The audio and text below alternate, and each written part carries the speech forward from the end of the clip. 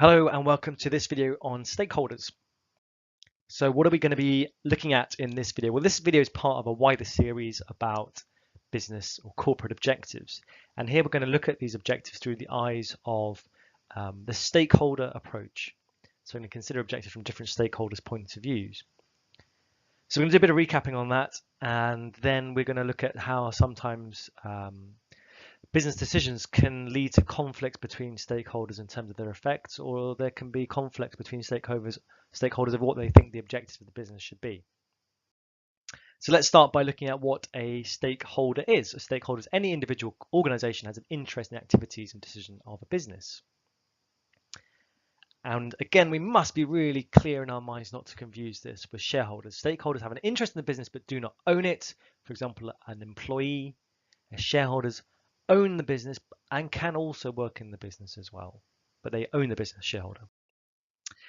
How do we classify stakeholders? Well, typically we look at them internal, those who work for the business or own the business, and external, those who are affected by the business.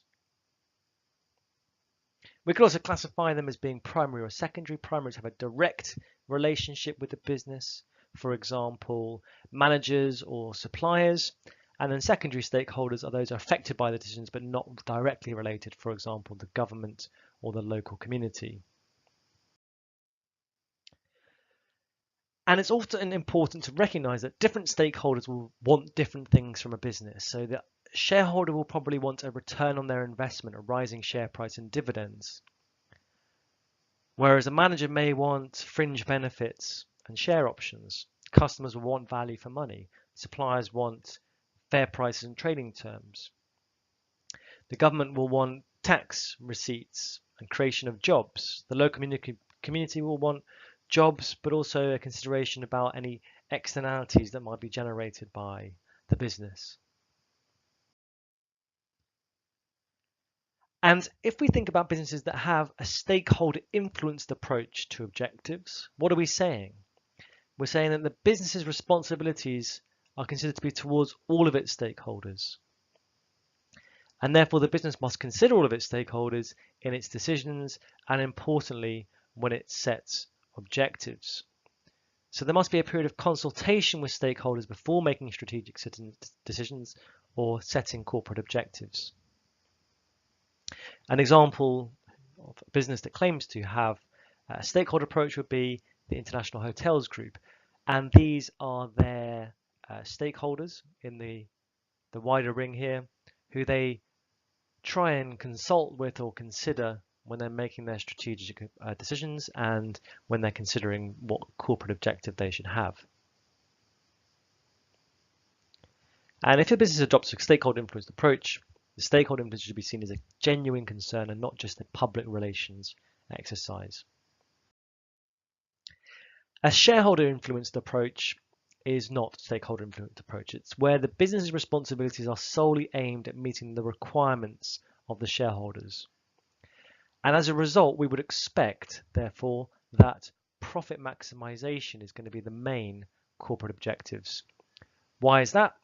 Because higher profits will lead to higher dividends and shareholders will see income growth. And good performance of the company will see its share price rise, which also means that there will be capital growth for the shareholders, i.e. the value of what they own, their assets, the shares will rise in value. On the left-hand side here, we have a nice little diagram just to remind us of how we might go about measuring shareholder value. So looking at sales, margins, and how well assets are being used within the business.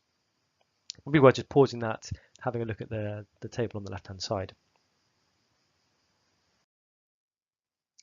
Now, sometimes we might get into a situation where the objectives lead to conflict between the stakeholders, and sometimes actually there isn't a conflict and actually it's good for both stakeholders, in which case they might like to cooperate.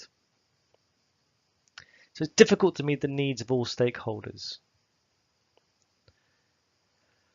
Sometimes their needs may overlap, in which case they can cooperate. So for example, the community may support the employees when they're taking industrial action to strengthen their voice.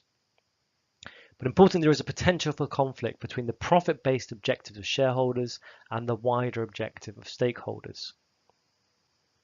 Stakeholder conflict occurs when the actions of or objectives of one group weaken the power of another. So, for example, suppliers might want lower prices to try and encourage a business to stay in the UK, but this would reduce the power of shareholders wanting the business to relocate abroad for lower costs. Here are some examples of conflicts. So the first one here, we have managers who want to raise selling prices to maximize profits, but this is in conflict with the customer who will not want to pay more for their goods. Then we have another conflict here, the owner who wants to reinvest profits into the business, but the shareholder will want the profits to be shared out to them. The owner perhaps wants to pay lower wages to maximize profits, but the trade union doesn't think the employees would be happy with this and they represent the employees. The owner wants to buy stock at minimum prices and the supplier wants to make profits and not sell stock to them at such a low price. So we can see there's often conflicts between stakeholders. Here are some more examples of conflict as a result of strategic decisions. So maybe we wanted to cut jobs to reduce costs. This is likely to be supported by the shareholders and the banks, but likely to be imposed by the employees and the local community. Maybe we've taken a strategic decision to introduce new machinery to replace manual labour.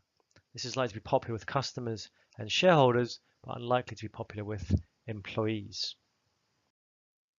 So we can see that objectives will perhaps depend on whether the business adopts a stakeholder approach or a shareholder approach and how much power these groups have within the business. We can also see how some strategic decisions can lead to conflicts between the different objectives different stakeholder groups might have. That's it. Thanks for listening.